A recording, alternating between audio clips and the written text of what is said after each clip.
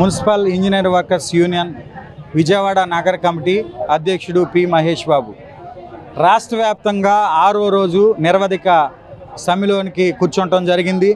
రాష్ట్ర వ్యాప్తంగా municipal engineering కార్మికులు అందరూ కూడా చైతన్యవంతులై ఎవరికారే చైతన్యవంతులై ముందుకు రావడం జరిగింది.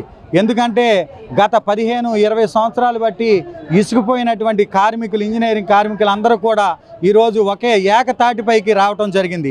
ఎందుకంటే చాలని జీతాలతో బతుకు బండి నడిపించలేనటువంటి పరిస్థితుల్లో అనేక మార్లు గవర్నమెంట్ ఆఫీసర్లకిను అలాగే ప్రభుత్వంలో ఉన్నటువంటి రాష్ట్ర ముఖ్యమంత్రులకి అందరినీ కలిసి డిఎంఏ గారికి ఎంఏయుడి గారికి అందరికి కూడా వినతి పత్రాలు ఇవ్వటం జరిగింది. ఎటువంటి స్పందన కరువైనటువంటి పరిస్థితుల్లో ఈరోజు రోడ్డు మీదకి రావాల్సి వచ్చింది.